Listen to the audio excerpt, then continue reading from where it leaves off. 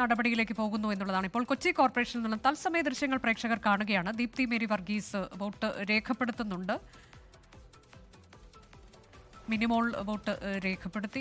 Deepthi Mary Varghese vote രേഖപ്പെടുത്താൻ പോകുന്നു. അങ്ങനെ ആ തെരഞ്ഞെടുപ്പ് നടപടികൾ അവിടെ പുരോഗമിക്കുകയാണ്. അവിടെയും അസ്വാരസ്യങ്ങൾ ഉണ്ടായിരുന്നു. ദീപ്തി വർഗീസിന് വലിയ അതൃപ്തിയുണ്ട്. അവർ KPCC അധ്യക്ഷന് പരാതി നൽകിയിട്ടുണ്ട്, മാനദണ്ഡങ്ങൾ പാലിക്കാതെയാണ്. പക്ഷേ തനിക്ക് പരിഭവങ്ങളില്ല. ഒരു നല്ല ഭരണം, മികച്ച ഭരണം കാഴ്ചവെക്കാൻ UDFന് സാധിക്കുമെന്ന പ്രതീക്ഷ അവർ മാധ്യമങ്ങൾക്ക് മുന്നിൽ പ്രകടിപ്പിക്കുകയും ചെയ്തിട്ടുണ്ട്. അവർ വോട്ട് രേഖപ്പെടുത്തിയിട്ടുണ്ട്. 2 ടേമായി ആകും UDF അവിടെ മേയറിനെ നിശ്ചയിച്ചിട്ടുള്ളത് എന്നുള്ളതാണ്. മിനിമോളും ഷൈനി മാത്യുവും അവർ 2 ടേമിലായി കൊച്ചി കോർപ്പറേഷനെ നയിക്കും എന്നതാണ്. ഏതായാലും എല്ലാ പ്രശ്നങ്ങൾക്കും പരിഹാരമാകുന്നുണ്ട് എന്ന് നമ്മൾ കരുതുകയാണ്. മഞ്ഞുരുക്കമായിട്ടുണ്ട് എന്ന് നമ്മൾ കരുതുകയാണ്. KPCC അധ്യക്ഷൻ ഇന്നലെ പറഞ്ഞത് പരാതി പരിശോധിക്കും, പരാതി ലഭിച്ചിട്ടുണ്ട് ദീപ്തി മേരി വർഗീസിൻ്റേത് എന്നതാണ്. എന്നാൽ മാനദണ്ഡങ്ങൾ പാലിച്ചിട്ടില്ല എന്നുള്ള ആരോപണം KPCC അധ്യക്ഷൻ നിഷേധിക്കുകയും ചെയ്തു. ഇപ്പോൾ വോട്ടെടുപ്പ് നടക്കുകയാണ്. കൊച്ചി കോർപ്പറേഷനിൽ നിന്നുള്ള ദൃശ്യങ്ങളാണ് പ്രേക്ഷകർ കാണുന്നത്. വിവിധ കോർപ്പറേഷനുകളിൽ മേയർ തെരഞ്ഞെടുപ്പ്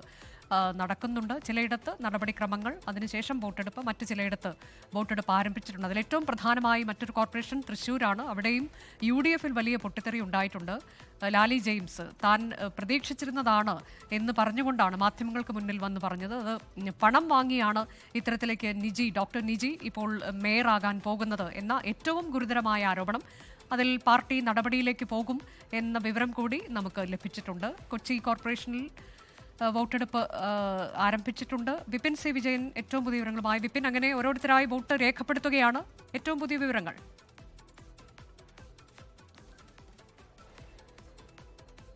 അതെ അനുജ, ഇപ്പോൾ എല്ലാവരും വോട്ട് രേഖപ്പെടുത്തുകയാണ്. VK മിനിമോൾ, ദീപ്തി മേരി വർഗീസ് ഒക്കെ തന്നെ വോട്ട് രേഖപ്പെടുത്തി കഴിഞ്ഞു. ആ നടപടിക്രമങ്ങളാണ് പുരോഗമിച്ചു കൊണ്ടിരിക്കുന്നത്. അതിന് ജില്ലാ കളക്ടർ G പ്രിയങ്ക അധ്യക്ഷത വഹിക്കുന്നു.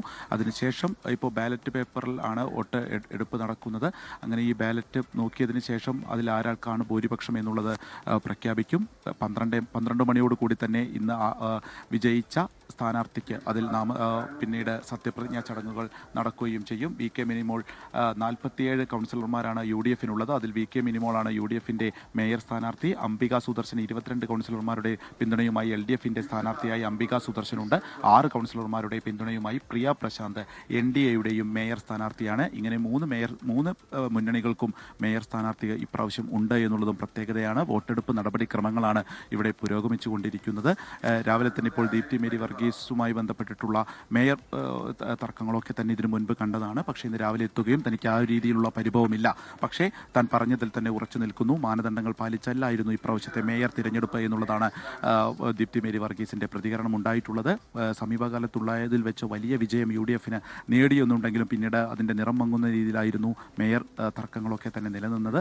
അതിലൊരു മഞ്ഞുരുക്കം ഉണ്ടായിട്ടുണ്ടെന്നുള്ളത് ഈ ഘട്ടത്തിൽ നമുക്ക് പ്രതീക്ഷിക്കുന്നു. കൊച്ചിയിൽ നിന്ന് ഈ നടപടിക്രമങ്ങൾ ഇപ്പോൾ പുരോഗമിച്ചുകൊണ്ടിരിക്കുന്നു. ഒപ്പം തന്നെ 13 നഗരസഭകളിൽ ഏലൂർ ഒഴിച്ചുള്ള 12 സ്ഥലത്തും UDFന് വ്യക്തമായിട്ടുള്ളൊരു ആധിപത്യമുണ്ട്.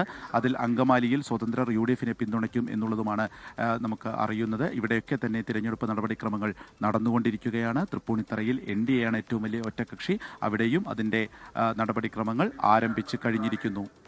അനുജ, അതാണ് കൊച്ചി കോർപ്പറേഷനിൽ നിന്നുള്ള ഏറ്റവും പുതിയ വിവരങ്ങൾ. ഓരോരുത്തരായി വോട്ട് രേഖപ്പെടുത്തുകയാണ്. മിനിമോളൊക്കെ വോട്ട് രേഖപ്പെടുത്തി കഴിഞ്ഞു. ദീപ്തി മേരി വർഗീസും വോട്ട് ചെയ്തിട്ടുണ്ട്. അവിടെ 2 ടേമായുള്ള മേയർ ആണ് ഉണ്ടാവുക എന്നതാണ്. അതാണ് കോൺഗ്രസിന്റെ തീരുമാനം. ലോകത്തെവിടെയായാലും ഏത് സമയത്തും 24 വാർത്തകളും ഓഗ്മെന്റഡ് റിയാലിറ്റി പാക്കേജുകളും എക്സ്പ്ലെയിനറുകളും വിശദമായി കാണാൻ ഞങ്ങളുടെ YouTube ചാനൽ നിങ്ങൾക്ക് സബ്സ്ക്രൈബ് ചെയ്യാം.